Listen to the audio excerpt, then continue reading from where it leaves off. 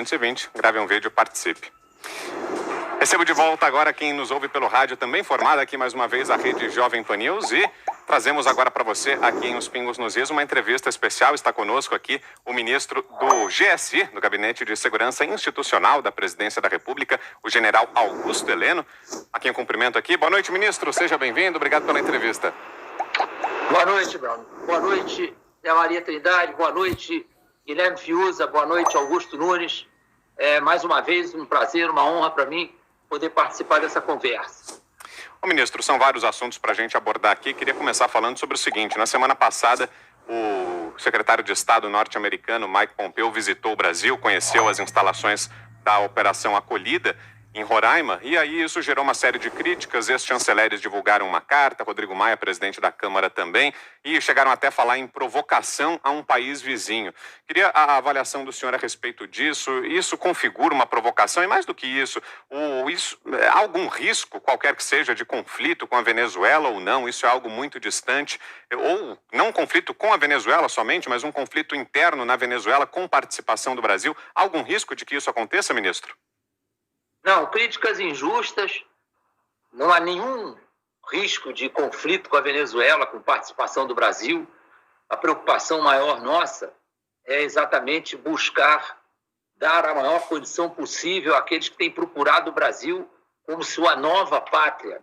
E não é nem uma nova pátria, é seu novo abrigo para poder trazer sua família e viver dignamente.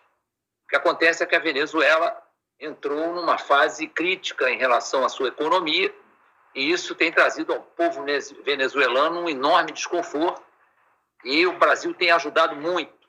E a vinda do senhor Mike Pompeo ao Brasil foi exatamente para observar em loco essa operação acolhida, que foi elogiada pelo mundo inteiro, que tem demonstrado o cuidado do Brasil ao acolher esses imigrantes venezuelanos, sem nenhuma intenção de influir, respeitando a nossa Constituição, sem influir na Venezuela, sem ingerência na vida venezuelana, mas principalmente como uma forma de ação humanitária.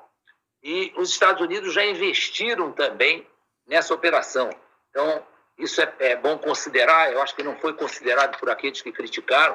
Os Estados Unidos investiram cerca de 64 milhões nessa operação, e o Brasil já investiu cerca de 400 milhões.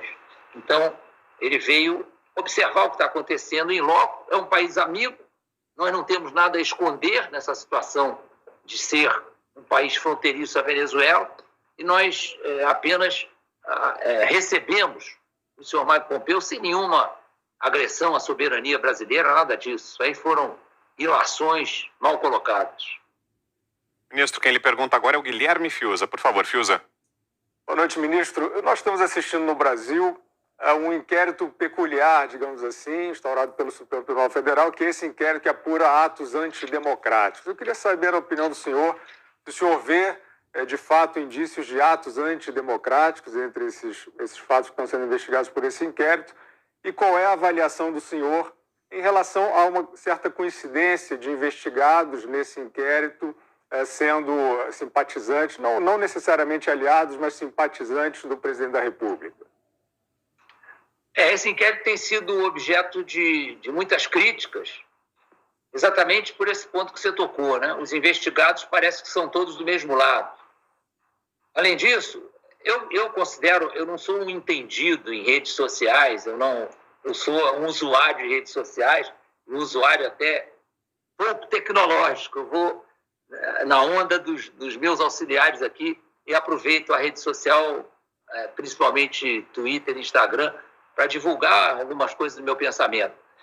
E, na minha opinião, e ouvindo a opinião de vários juristas famosos, me parece que isso aí está se encaminhando para uma agressão à liberdade de expressão. E eu acho muito difícil fiscalizar fake news. Eu acho isso uma coisa quase impossível. Eu acho que isso aí é um arrobo de fiscalização, que outras coisas muito mais simples nós não conseguimos fiscalizar. Vamos conseguir fiscalizar fake news, que muitas vezes não se sabe nem a origem, vem de todos os lados. Eu acho que isso tem que ficar por conta daquele que se sentir ofendido partir para ações judiciais para colocar as coisas no lugar. Acho muito difícil que o governo tenha condições de fazer esse papel de fiscal das redes sociais e de tudo que corre na internet. Eu acho isso totalmente inviável, não só no Brasil, no mundo inteiro. Temos aquilo que é de melhor. Maior praticidade e qualidade insuperável. Tudo isso você encontra aqui na Resulsk Mania. Venha correndo e tenha você também hoje a sua Tapoé. Augusto Nunes. General, o governo brasileiro pretende reduzir expressivamente a verba destinada a ações militares do Brasil, as forças de paz, né? Como a que atua no Haiti, vai reduzir essa verba e, portanto, vai reduzir a sua presença militar no exterior. O senhor comandou a Força de Paz do Brasil no Haiti, que fez um trabalho notável. Por que o Brasil vai reduzir essa atuação internacional? Olha, Augusto, nós temos hoje participação em algumas missões de paz, na maior parte delas como observadores, e em uma delas, na do Líbano, nós somos participantes ativos da Força de Paz. Inclusive, o Force Commander é brasileiro. Eu tenho a impressão que o que leva a essa redução é exatamente a situação que o Brasil está atravessando nas suas próprias Forças Armadas. Nós estamos precisando de Forças Armadas com maior grau de operacionalidade. Nós ficamos muito para trás nos equipamentos militares. Nós estamos precisando renovar alguns equipamentos militares que são essenciais à nossa soberania, às nossas missões constitucionais, né? Garantia do território nacional. E isso é muito importante não ser desprezado em prol de participação de missões de paz. Mas eu tenho certeza que no momento em que haja necessidade, que haja um apelo para que o Brasil participe, nós temos uma natural vocação para sermos soldados da paz. Porque o soldado brasileiro, eu percebi isso no Haiti, ele é um diplomata nato. O brasileiro é, por si só, um homem de conciliação. E eu, às vezes, dizia no Haiti, eu tenho mais paciência do que os meus soldados. E isso ficou comprovado inúmeras vezes. Eu sempre me espelhava nessa paciência dos meus subordinados para conduzir a missão. Passamos 13 anos no Haiti e demos inúmeras demonstrações dessa competência. Então, isso não é uma posição definitiva, é uma posição temporária para que nós possamos olhar um pouquinho para as nossas Forças Armadas do ponto de vista de reaparelhamento. Acabamos de receber essa semana o Gripen, é uma grande novidade, é sensacional, é um avião que é considerado um avião de quinta geração. Temos os olhos voltados para o submarino nuclear, uma promessa para mais tarde também, mas que é fundamental para a defesa do Atlântico Sul. Temos, em relação ao nosso Exército, a necessidade das nossas forças blindadas serem renovadas. Nós temos, nossos blindados são muito antigos, estamos em condições de produzir um blindado brasileiro que atenderá perfeitamente às nossas necessidades. Então, essas deficiências acabam fazendo com que nós voltemos os olhos para os nossos problemas. Mas não quer dizer que nós vamos nos afastar definitivamente e nem por longo tempo das missões de paz. Faz parte da nossa identidade nacional, nós participamos de missões de paz desde Suez, e isso eu tenho certeza que não vai ser abandonado. Nós vamos, talvez, fazer um pequeno interregno aí. Mais uma pergunta, ministro. Agora, José Maria Trindade. Diga, Zé. Salve, ministro. É um prazer estar falando aqui com o senhor. Ministro, a atividade que o senhor dirige hoje no governo, ela é sempre cercada de tabus. A ideia de que escorrega pela ilegalidade, com grampos e tal, e nada disso é verdade. O Constituinte quis que houvesse um serviço de inteligência, que na maior parte, eu sei, é apenas coletar dados que todo mundo sabe que dados que estão aí no dia a dia, e o trabalho do seu ministério é exatamente concatenar. Todos têm inteligência, todos os governos, e aqui os estados, os grandes municípios, o Supremo Tribunal Federal, todos têm inteligência necessária. Pois bem, nos últimos tempos aqui, o Supremo, pelo menos em 2 decisões, restringiu muito o trabalho do serviço de inteligência. Primeiro, proibindo o compartilhamento de dados. E depois proibindo aquela história da lista do Ministério da Justiça de se coletar dados sobre funcionários públicos. Eu fiquei com a impressão, ministro, de que o Supremo empurrou para a ilegalidade boa parte do trabalho do Serviço de Inteligência. Eu estou certo? Algumas coisas que você abordou aí tem total razão, né? Esses tabus são quase que eternos. O serviço de inteligência é sempre cercado daquele mistério, daquela sentido de aventura. Os filmes todos que tratam de inteligência são filmes, muitas vezes, fantasiosos, que fazem do serviço de inteligência os super-homens que têm uma malinha de onde saem os mais diferentes artefatos para enfrentar todas as situações e são capazes de desbilhotar a vida de todo mundo. E não é bem assim.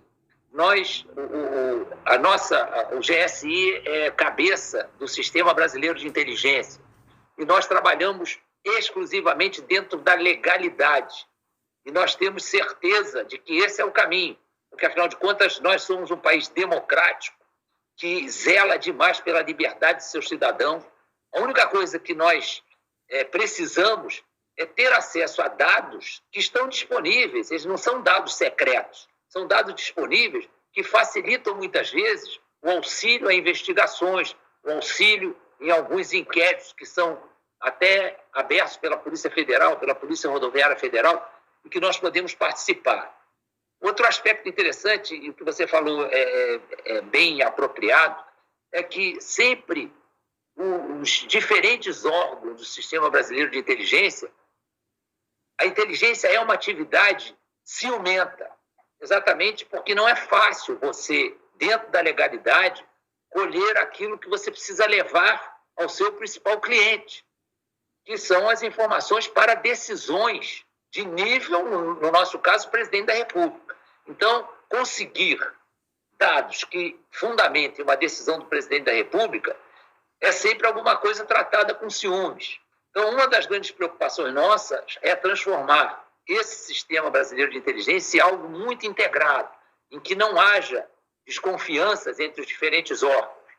Outra coisa também muito interessante no mundo de hoje, antigamente a inteligência era um sistema que vivia de transformar informes, que são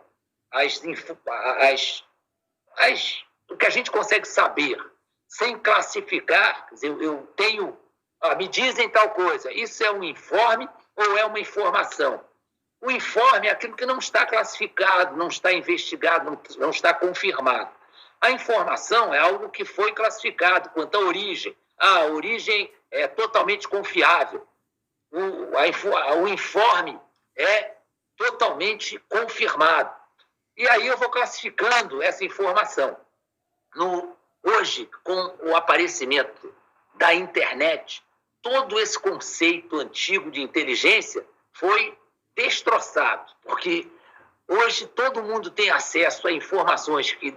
Aí aparece a história das fake news, informações que são impossíveis de serem confirmadas antes de chegar no cliente principal. Então, o cliente principal toma conhecimento de uma série de coisas que passaram ou chegaram aos diferentes órgãos de inteligência, mas não houve tempo de haver essa avaliação. Isso é uma adaptação que nós estamos tentando duramente e não é fácil, porque nós não dispomos de meios para confirmar e avaliar essas informações na velocidade do mundo de hoje. Então, isso é uma transformação que todos os serviços de inteligência estão vivendo o problema. Mas isso que você falou é perfeitamente viável, é isto mesmo. Nós estamos sofrendo uma deturpação da missão da inteligência. Nós precisamos ter acesso a dados, de dados legais que nós vivemos, para formular para chegar a informações que são levadas ao nosso maior cliente, que é o presidente da República, para dar maior condição de que ele tome decisões acertadas. O ministro, falando um pouco sobre política, nos últimos meses aí tivemos pelo menos 2 ministros que deixaram o governo e passaram a fazer acusações contra o presidente. Estou falando de Sérgio Moro e Luiz Henrique Mandetta. Eles saíram atirando, fazendo graves acusações contra o presidente Jair Bolsonaro. O senhor é muito próximo ao presidente desde a campanha eleitoral, foi um dos primeiros a apostar em Jair Bolsonaro como um candidato viável à presidência da República. Queria saber do senhor o seguinte: esses episódios, essas saídas de ministros, mudaram de alguma forma o relacionamento do presidente com integrantes do governo? Ele passou a perceber que pessoas que hoje são aliadas podem no futuro lhe virar as costas, podem do dia para a noite mudar completamente a relação que tem? Isso alterou a relação do presidente com ministros, general? Não, Braulio, não alterou não, porque isso é histórico na humanidade, né? Isso não é uma novidade, isso faz parte da história do ser humano. Os interesses contrariados, as ambições, tudo isso muitas vezes conduzem determinadas atitudes que nos surpreendem. Mas não mudou de maneira nenhuma o relacionamento dentro do governo. É uma equipe sujeita a sofrer baixas, seja por vontade própria de alguns dos componentes, seja por decisão do presidente da República. E como toda a equipe, nós estamos perfeitamente preparados para ter essas baixas e completar essas baixas da menor maneira possível e sermos absolutamente leais ao presidente da República. Isso aí, eu acho que na cabeça de quase todos nós segue inabalável. Fiuza. Ministro, nós estamos vendo, está em construção no mundo, né, não no mundo inteiro, mas por parte aí de agentes, alguns influentes, alguns chefes de Estado, outras celebridades, a construção de uma mensagem de que o governo brasileiro é inimigo do meio ambiente, especialmente da Amazônia. Como o senhor vê a construção dessa mensagem e o que o senhor teria a dizer ao mundo que, em parte, fica em dúvida sobre quais são os propósitos do governo brasileiro em relação à questão ambiental? A origem dessa mensagem, ela merece sérias restrições. Elas partem normalmente de gente que tem interesses que não podem ser declarados, mas que qualquer pessoa medianamente inteligente percebe. No caso da Amazônia, a Amazônia é uma das regiões mais ricas do planeta, esconde riquezas incalculáveis, seja no subsolo, seja na biodiversidade, seja na sua totalidade de meios disponíveis para serem explorados, que não foram explorados até hoje, exatamente por falta de condições até financeiras para fazer essa exploração. Mas é o que eu tenho sempre dito, né? O mundo precisa ter certeza, e isto nós não abrimos mão, que a Amazônia brasileira pertence ao Brasil. Nós sabemos o que devemos fazer. Há erros em relação ao tratamento que é dispensado à Amazônia brasileira? Sim, esses erros se arrastam. Eu, numa primeira conversa que tive em uma das reuniões com o ministro Barroso, eu disse que há descaso pela Amazônia há mais de 30 anos. E é esse descaso que muitas vezes leva a essas distorções e a essas explorações que têm outras finalidades que realmente não são proteger a Amazônia. Nós agora, esse governo, resolveu encarar de frente esse problema. A Amazônia são 5 milhões, vamos arredondar aí, 5 milhões de quilômetros quadrados, a Amazônia legal, aonde cabe toda a União Europeia. Os recursos que são destinados à Amazônia, durante todo esse tempo, sempre foram insuficientes para as necessidades dessa área. É uma área que, além de ser extremamente vasta, de difícil tratamento, tem deficiências sérias, seja de meio de transporte, seja de meios de vigilância. A própria presença nossa na fronteira garante a nossa superioridade territorial, garante a nossa integridade do território nacional, mas é uma presença bastante escassa. ela transforma a nossa fronteira, muita gente já comparou isso, com um queijo, né, em termos de buracos. Nós sabemos disso. Temos projetos muito evoluídos para a fronteira, mas todos são projetos muito caros. Mas a maior prova de que nós estamos realmente preocupados com a Amazônia é que o nosso vice-presidente da República, o general Hamilton Mourão, por iniciativa dele, voluntariamente, se prontificou a assumir e restabelecer o Conselho Nacional da Amazônia Legal, e dedicando a esse trabalho o melhor dos seus esforços, que já está dando resultados. Ele mesmo, no início da missão que ele abraçou, ele disse textualmente: estamos chegando tarde em 2020, estamos chegando tarde na Amazônia. Deveríamos ter entrado antes com uma ação efetiva contra essas ações criminosas que são levadas anualmente a efeito na nossa imensidão de 5 milhões de quilômetros quadrados. Sabemos disso, mas estamos nos preparando para transformar essa ação de vigilância numa ação efetiva, que não permita mais que nós soframos as críticas que estamos sofrendo. Sabemos perfeitamente que os recursos que são colocados são poucos e não podemos desviar de outras prioridades brasileiras recursos altamente vultosos para colocar na Amazônia. Nós sabemos disso. Então, nós temos que usar instrumentos que nos deem mobilidade. Esse é um ponto crucial. Nós não conseguimos vigiar a Amazônia se nós não tivermos gente da Polícia Federal, da Polícia Rodoviária Federal, do IBAMA, do ICMBio, das Forças Armadas, que tenham mobilidade. O que garantia a minha mobilidade quando eu era comandante militar da Amazônia? Os 12 helicópteros que eu tinha no meu batalhão de aviação do Exército. 12 helicópteros que, desde o início, me avisaram: quem tem 12 helicópteros tem certamente 8, porque 4 estarão na tal grade de manutenção. Então, eu preciso de muitos meios para me considerar como um ser altamente móvel na Amazônia e, com isso, melhorar a minha fiscalização. Esses instrumentos que me dão mobilidade são caros, são dispendiosos. Esse é um ponto crítico. Outro aspecto, nós precisamos criar um sistema de fiscalização do dinheiro que move o crime organizado florestal. Que isso não são ações isoladas. Nós sabemos que existe um crime organizado florestal. E nós temos também consciência de que o atendimento à população indígena não é aquele que nós gostaríamos. Eu presenciei, muitas vezes, comunidades indígenas muito mal atendidas. Agora, é preciso ver que o governo Bolsonaro tem 1 ano e 9 meses de governo. E esse 1 ano e 9 meses, dos quais 6 foram totalmente contaminados pela necessidade de atender à crise da pandemia mundial.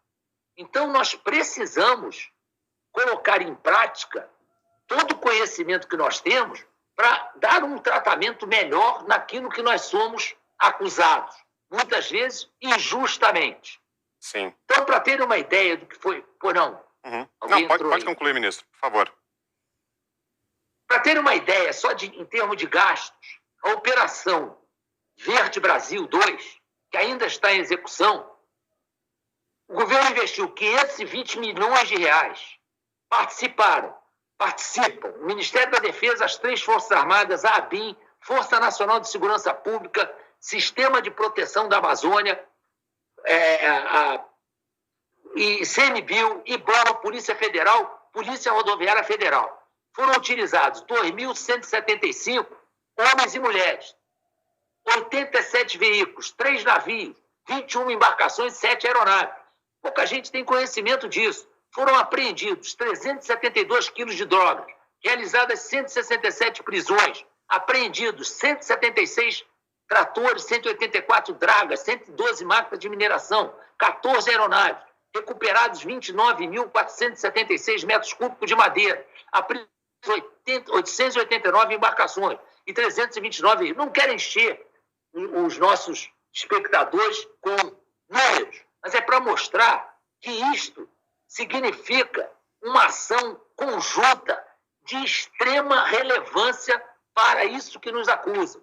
E dizer que o governo federal não fez nada é uma tremenda injustiça. Não tem apoio nessas estatísticas, que são estatísticas comprovadas.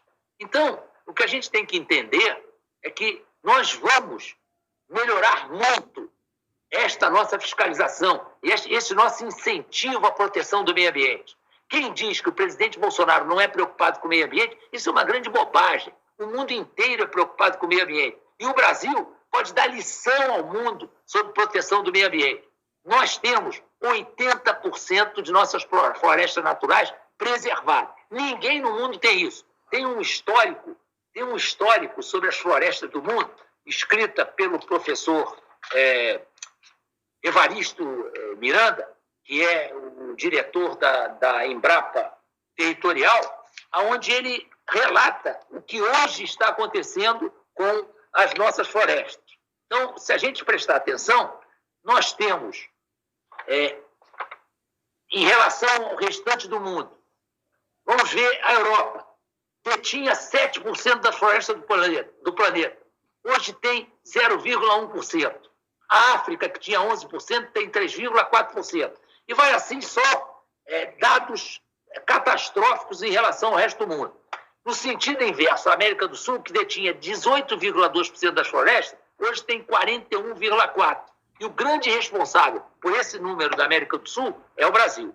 Então, isso aí é uma bobagem sem tamanho achar que nós não preservamos o meio ambiente. Nós somos os maiores preservadores do meio ambiente. Ministro. Sim. Vamos a mais uma pergunta? Augusto Nunes, diga, Augusto. Ministro, a chamada esquerda brasileira resolveu dividir o país entre democratas, que são eles, e fascistas. Não há outra categoria.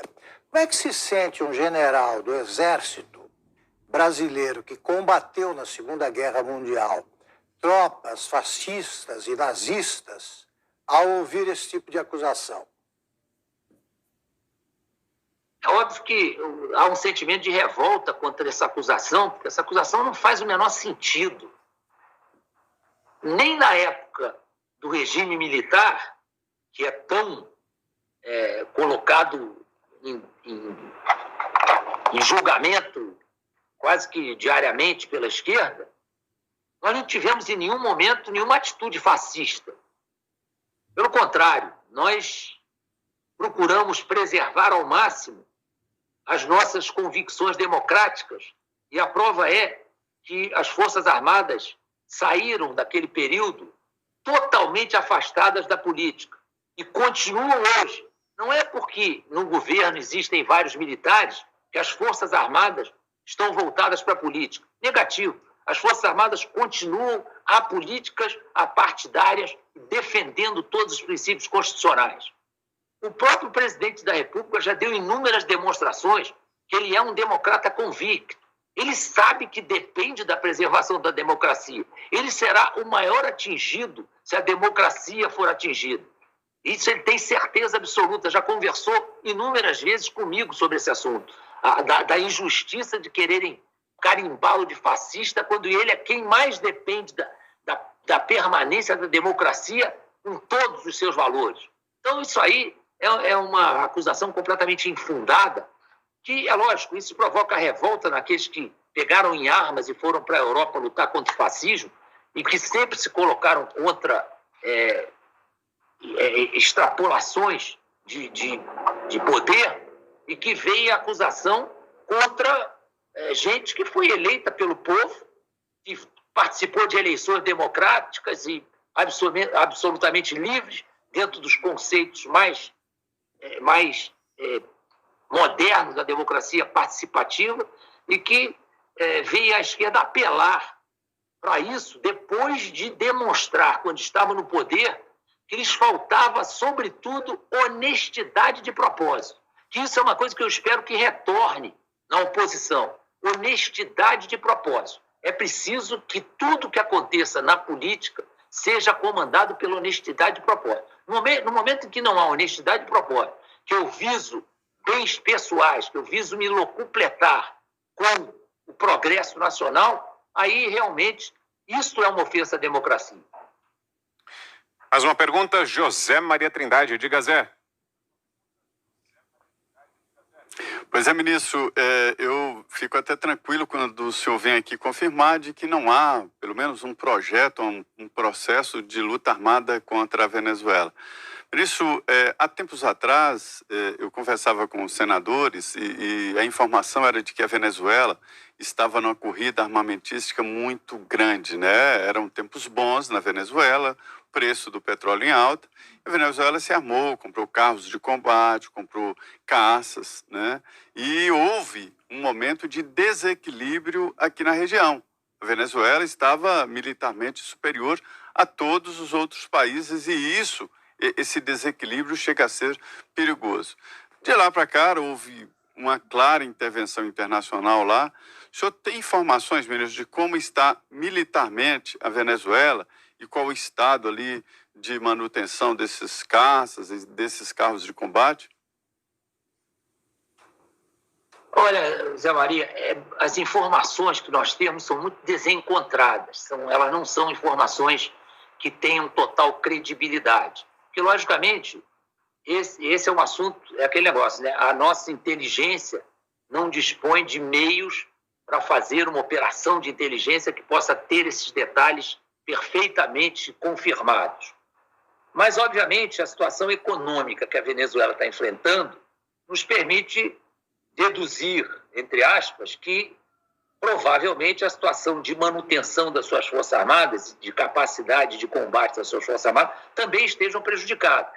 Mas isso não vem muito ao caso, porque nós não pretendemos realizar nenhuma ação armada contra a Venezuela.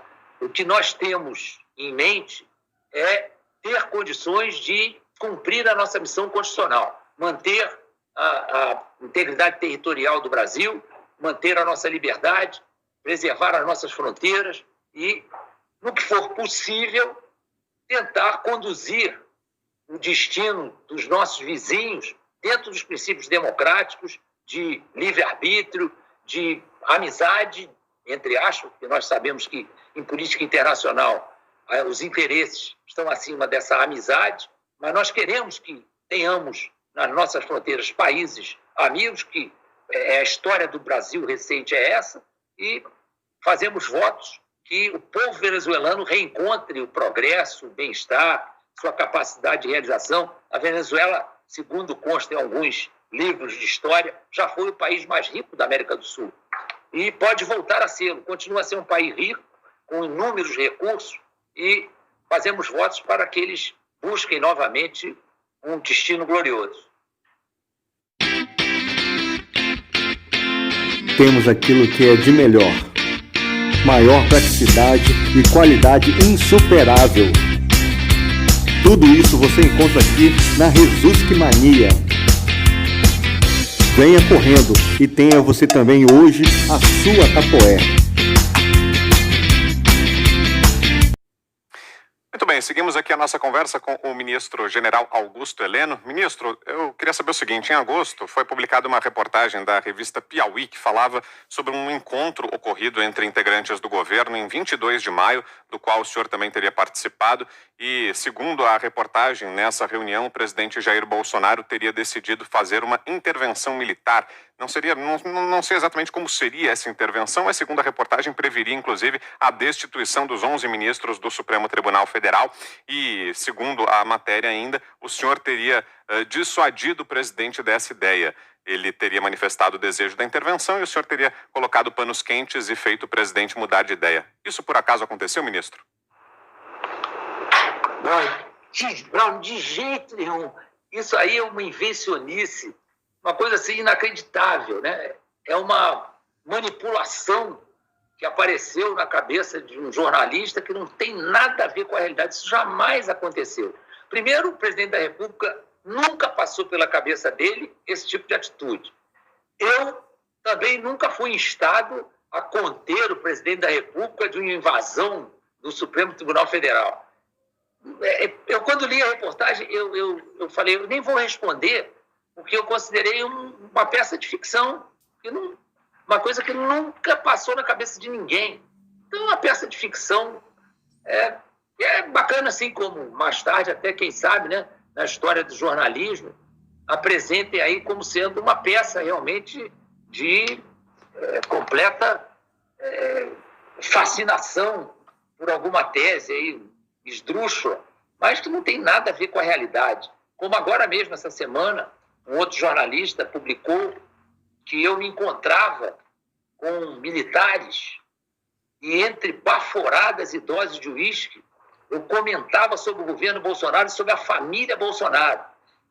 Eu cheguei a publicar um Twitter pedindo que esse jornalista tivesse honestidade intelectual. Nós não estamos pedindo elogio, não estamos pedindo... Mas um jornalista não pode ter uma pauta na cabeça e quando ele não consegue dados, ele inventa sobre a pauta.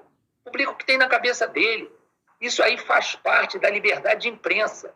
A imprensa tem liberdade, mas ela tem que se ater àqueles princípios de honestidade, de fidelidade à verdade, de informar e não deformar. Isso aí, às vezes, é completamente esquecido por alguns jornalistas que se deixam prender pela necessidade de mostrar trabalho. É a única coisa que pode justificar essa atitude. Então, eu até nesse Twitter fiz uma exortação a esse culto à verdade e a essa grandeza profissional que sempre caracterizou os grandes jornalistas brasileiros, é o apego à verdade. A gente não pode desprezar a verdade em prol das nossas convicções ou de fazer com que o nosso trabalho seja valorizado. O trabalho é valorizado por ele próprio, não por invencionices.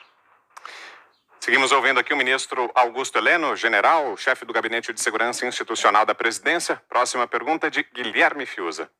Ministro, voltando ao cenário internacional, queria saber como o senhor está vendo a ascensão da China como superpotência mundial. A pergunta é especificamente por ser um regime que hoje tem trânsito na diplomacia internacional, tratado como um regime dentro da legalidade, igualdade de condições, e, no entanto, dentro das suas fronteiras, é um regime ditatorial que não presta contas sobre direitos dos seus cidadãos, por exemplo. Como é que o senhor está vendo, inclusive, nesse momento de pandemia? A China é o único país que cresce de forma significativa em 2020. Os Estados Unidos da América estão engrossando, elevando o tom em relação à China. Como é que o senhor vê a China hoje, ministro? Olha, Fios, eu vou repetir uma frase lapidar do presidente da República, do presidente Bolsonaro. Ele disse uma vez que a China pode comprar do Brasil, mas não pode comprar o Brasil. Essa é uma visão muito realista e é absolutamente o que tem na nossa cabeça em relação à China. Essa ascensão da China é esperada, porque a China só durante um curto período da história da humanidade não teve essa proeminência mundial. E ela é um país com 1 bilhão e quase 200 e poucos milhões de habitantes, com uma capacidade muito grande. Uma capacidade, por exemplo, que sempre foi louvada em prosa e verso, é a capacidade de reengenharia da China. Ela tem feito uma campanha para tirar dos seus produtos aquela classificação que não eram produtos de qualidade, até tem conseguido isso, mas nós temos restrições ideológicas em relação ao papel da China no mundo. E vamos continuar fiéis às nossas convicções do ponto de vista ideológico e vamos continuar negociando com a China, é nosso parceiro comercial, segundo maior parceiro comercial do Brasil. Nos interessa que essa parceria continue, mas, logicamente, guardando a devida distância com relação a essa aproximação. Augusto. Ministro, há alguns anos, quando o senhor comandava as tropas do Exército Brasileiro na Amazônia, nós conversamos e o senhor deixou claro que não gostava da utilização desse termo nações, ou nação, para os indígenas. O O senhor dizia que era uma etnia, eram brasileiros os índios. Como é que o senhor acha, o que é que o senhor pensa disso hoje? Penso a mesma coisa, Nunes. Eu sempre repudiei aquele documento da OIT, acho que é 169, que fala que as nações indígenas são autônomas, podem se governar. Eu sempre achei aquilo ali, a assinatura daquele documento, eu classifiquei, talvez isso tenha me custado alguma coisa, que acabou não produzindo efeito nenhum para mim, mas talvez tenha me custado alguma coisa na minha carreira na época. Nada de muito grave, mas fui admoestado, não sei o quê. Eu disse que aquilo ali, o documento, era um crime de lesa pátria, exatamente porque dava às nações indígenas que faziam questão de se dizer brasileiras, que faziam questão de caracterizar o nosso indígena com muita honra para nós e com todo o dever, né? Como cidadãos brasileiros, a troco de quê que eles iam fazer parte de outras nações? O conceito de nação, do ponto de vista histórico, do ponto de vista, inclusive, de conceito, é alguma coisa muito séria. No momento que eu tenho um território, que eu tenho um povo, que eu tenho um hino, que eu tenho uma bandeira, eu posso perfeitamente me anunciar como uma nação. Isto é risco para a segurança nacional? Na minha concepção, e aí não estou falando como ministro do governo Bolsonaro, é minha concepção. Isto é muito arriscado para a integridade nacional e é muito arriscado do ponto de vista da soberania do Brasil. Então, repudio veementemente essa história de nação indígena. Eles são brasileiros, são etnias, respeitados como etnias, como brasileiros e como integrantes da nação brasileira. Isso é que eu acho que tem que ficar muito claro. Zé Maria Trindade, mais uma pergunta, Zé. Isso, ministro, recentemente houve um debate aí dentro do próprio governo sobre a possibilidade de sabotagem. Sabotagem é um ataque muito grave, porque ele vem por dentro do próprio governo e há ainda integrantes do PT no próprio governo, né? Eu costumo dizer, inclusive no Palácio, que por lá existem os cachorros e os gatos. Os gatos são aqueles da casa, que não fazem mal, não defendem o antigo patrão e ficam. Os cachorros são os que mordem, que latem, esses saem quando chega um novo governo. A minha pergunta, ministro, é como é que o senhor está lidando com isso e como o senhor está avaliando e levando ao presidente Jair Bolsonaro os sabotadores do governo dele? Zé Maria, a sua classificação é sensacional, né? Ela é muito bem colocada. E é isso mesmo, né? Nós tivemos um longo período de domínio da esquerda, principalmente do Partido dos Trabalhadores, uma gestão lamentável do país, entregaram o país numa situação crítica, por uma série de desmandos, principalmente algumas gestões calamitosas, desonestas de órgãos públicos muito importantes, e é natural que queiram voltar ao poder. E, pouco a pouco, essa esperança diminui, aumenta o desespero, e aí nós vamos percebendo que alguns não conseguem se conter e começam a externar suas verdadeiras convicções, sua verdadeira faceta, né? Sua verdadeira face. E isso é natural, isso acontece, deve ter acontecido com muitos outros governos. E nós não achamos que isso deva ser tratado com ódio, com rancor. O presidente é presidente de todos os brasileiros.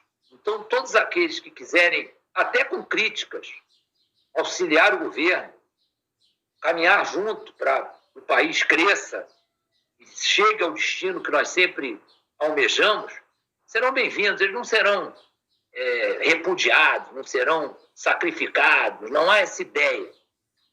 Lamentamos, e às vezes chega ao nosso conhecimento, que alguns possam estar ou estejam sabotando realmente ações governamentais. E aí, obviamente, a única solução é afastá-los. Não pelo fato de terem vínculo com a esquerda ou com algum partido político, mas porque é inconcebível que dentro do governo nós tenhamos gente trabalhando contra as ações governamentais. Mas temos muita tranquilidade quanto a isso e só fazemos um apelo para que os brasileiros de bem se juntem àqueles que pretendem conduzir o país dentro desse caminho do bem, da honestidade, da construção de um país sério, um país que se orgulhe de si mesmo, e que esse caminho está aberto para todos. Nós não vamos dar cotoveladas naqueles que estiverem andando junto conosco. Agora, aqueles que querem dar carrinho por trás, aí tem que dar cartão amarelo e cartão vermelho. Não tem jeito. Ministro, o presidente Bolsonaro está prestes a indicar mais um ministro ao Supremo Tribunal Federal, agora com a aposentadoria do Celso de Mello. Queria saber do senhor quais são as virtudes que o senhor acha necessárias que tenha esse novo ministro do Supremo, sem mencionar nomes, imagino que o senhor nem possa falar nada a respeito disso, essa decisão está sendo tomada aí pelo presidente Jair Bolsonaro, mas o que o senhor acha que está em falta hoje no Supremo e qual deveria ser o perfil do novo ministro do STF a ser indicado pelo presidente Bolsonaro, ministro? Bom, sobre nomes, nem que eu tivesse aí o maior interrogador do mundo, ele não conseguiria tirar de mim, porque eu não sei nada sobre nomes. Então, eu não posso falar nada porque eu não sei, realmente não sei. É um assunto que está sendo mantido em sigilo pelo presidente com justa razão. Acho que as qualidades estão perfeitamente explicitadas na própria Constituição. Tem que se basear naquilo ali para escolher alguém. E ele vai conduzir a sua escolha dentro desses padrões que, durante longo tempo, durante toda a existência do STF, orientaram a escolha dos ministros. Ali são homens que têm uma responsabilidade enorme, até porque ontem teve um artigo no JB que o sujeito comentou, acho que foi o Romano, comentou que algumas funções públicas não se subordinam a nada, a não ser a letra da lei. E se esses agentes públicos tomarem algumas decisões completamente fora de tudo que está previsto, eles não serão nem admoestados, porque não está previsto ninguém que possa botar o dedo neles, né?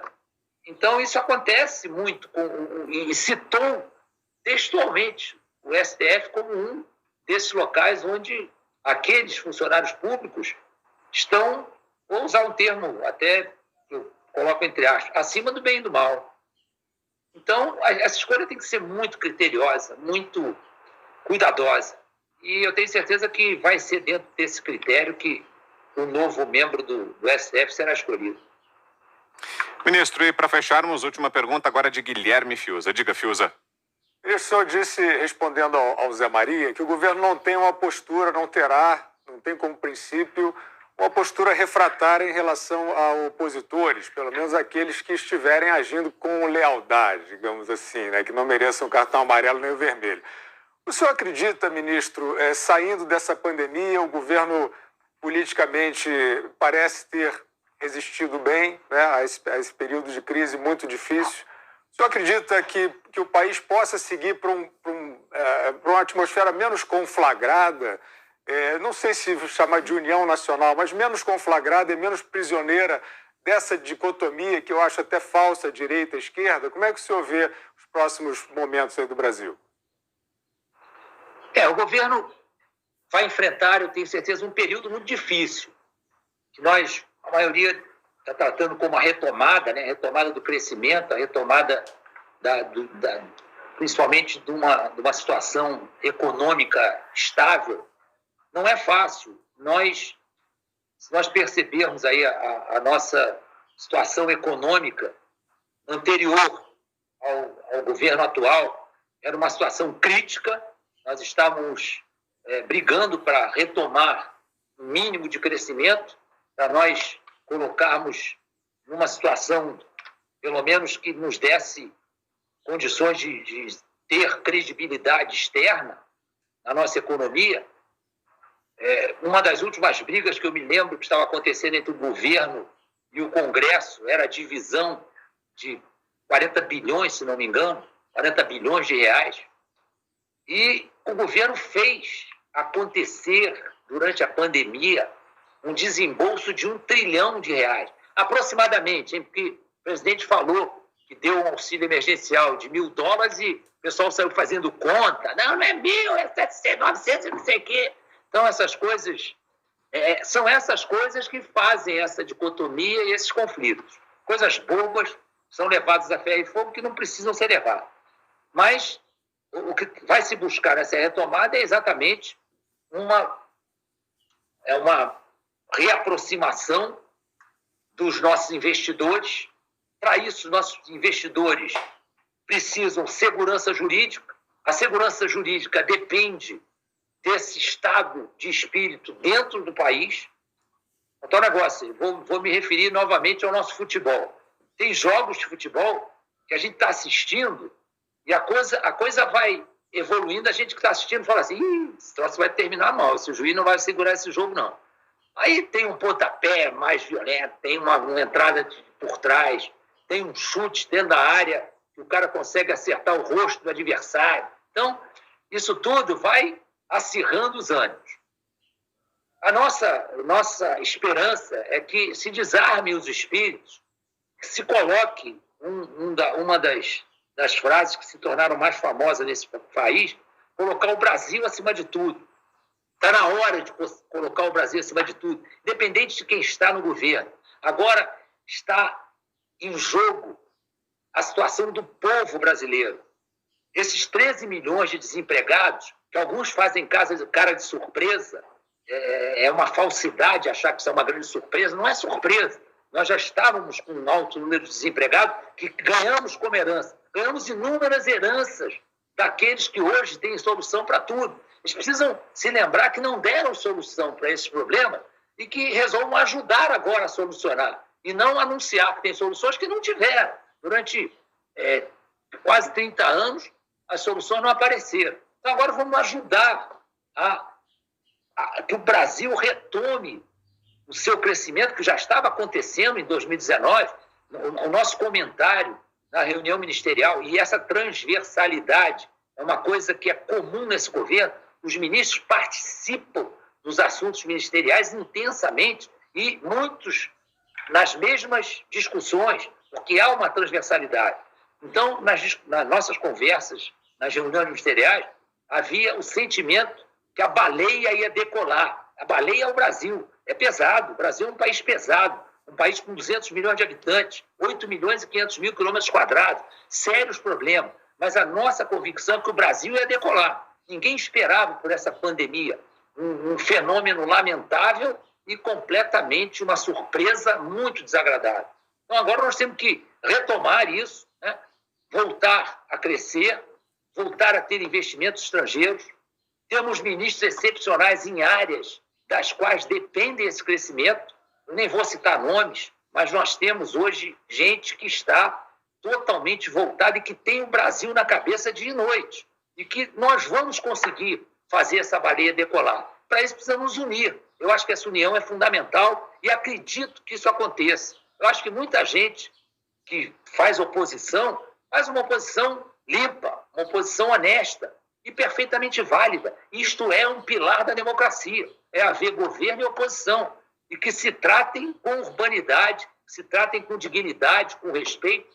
Isto eu acho que é fundamental para que o país retome seu crescimento, volte a ter um nível de desemprego, pelo menos que não seja vergonhoso, e que nós possamos, com uma equipe econômica fantástica, que tem dado provas disso. Nós fomos, segundo inúmeras referências internacionais, o país que melhor reagiu economicamente à pandemia. Então, nós temos muitos méritos, temos que nos valer desses méritos, sublimar um pouco as nossas rivalidades e partir para esse Brasil grande. E temos condições para isso. Muito bem, nós ouvimos aqui o general Augusto Heleno, ministro do GSI, o Gabinete de Segurança Institucional, entrevista exclusiva aqui em Os Pingos nos Is. Ministro, mais uma vez, obrigado pela presença, pela participação aqui no programa. Ótima semana por aí, boa noite, obrigado. Muito obrigado a todos, Augusto Nunes, Guilherme Fiuza, Zé Maria Trindade, Vitor Brown. Para mim foi mais uma vez uma honra tê-los como debatedores aqui, perguntadores, e foi muito bom a gente trocar essas ideias. Eu agradeço muito a participação, estou sempre à disposição.